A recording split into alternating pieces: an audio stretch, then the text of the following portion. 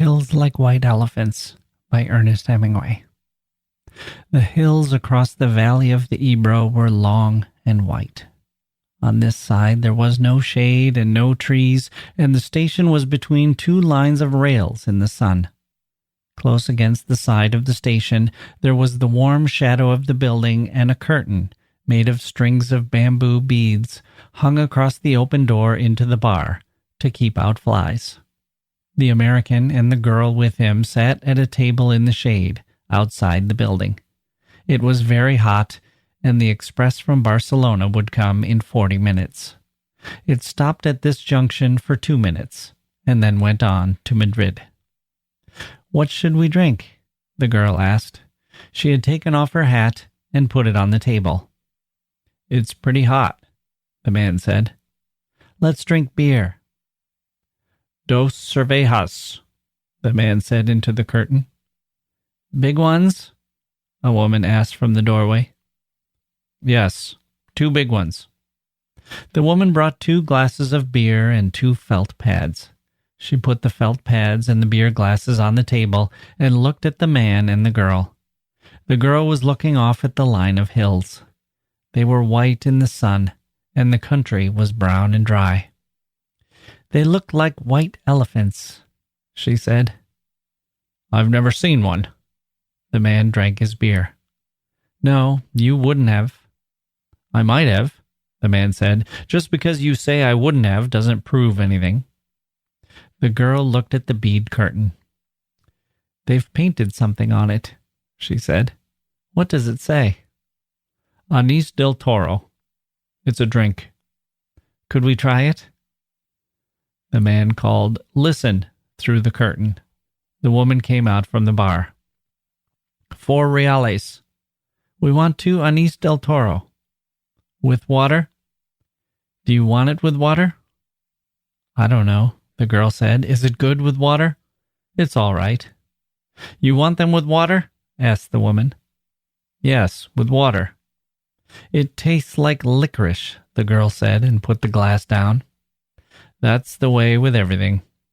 "Yes," said the girl, "everything tastes of licorice, especially all the things you've waited so long for, like absinthe."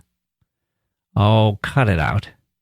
"You started it," the girl said. "I was being amused. I was having a fine time." "Well, let's try and have a fine time."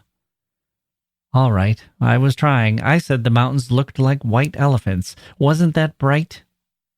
"That was bright." "I wanted to try this new drink. That's all we do, isn't it? Look at things and try new drinks." "I guess so."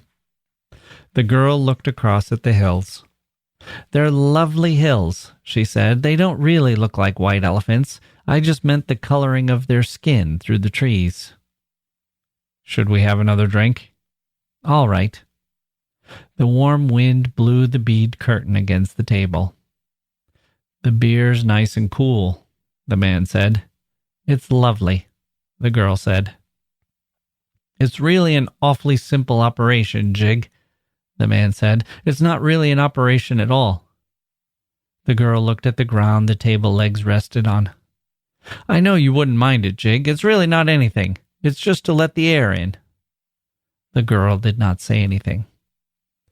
"I'll go with you, and I'll stay with you all the time. They just let the air in, and then it's all perfectly natural." "Then what will we do afterward?"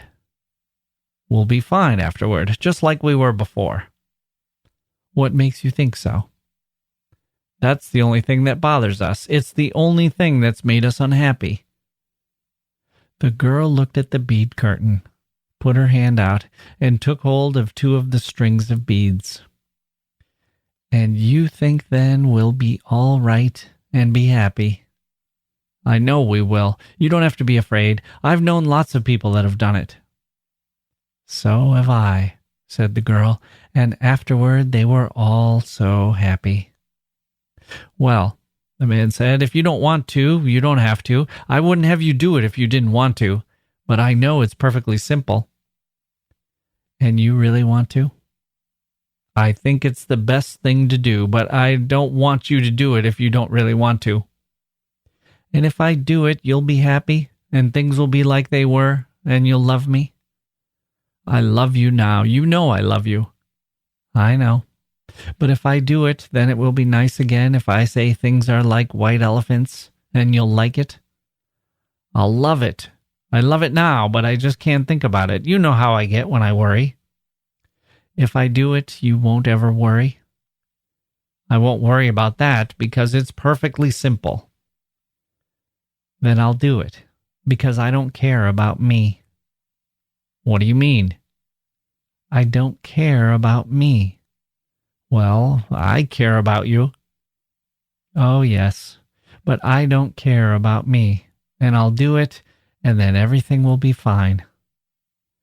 I don't want you to do it if you feel that way. The girl stood up and walked to the end of the station. Across, on the other side, were fields of grain and trees along the banks of the Ebro. Far away, beyond the river, were mountains. The shadow of a cloud moved across the field of grain, and she saw the river through the trees. And we could have all this, she said, and we could have everything, and every day we make it more impossible. What did you say? I said we could have everything. We can have everything. No, we can't. We can have the whole world. No, we can't. We can go everywhere. No, we can't. It isn't ours anymore. It's ours. No, it isn't. And once they take it away, you never get it back. But they haven't taken it away. We'll wait and see. Come on back in the shade, he said. You mustn't feel that way. I don't feel any way, the girl said. I just know things. I don't want you to do anything that you don't want to do. Nor that isn't good for me, she said. I know. Could we have another beer? All right, but you've got to realize. I realize, the girl said. Can't we maybe stop talking? They sat down at the table, and the girl looked across at the hills on the dry side of the valley, and the man looked at her and at the table. You've got to realize, he said, that I don't want you to do it if you don't want to. I'm perfectly willing to go through with it if it means anything to you. Doesn't it mean anything to you? We could get along.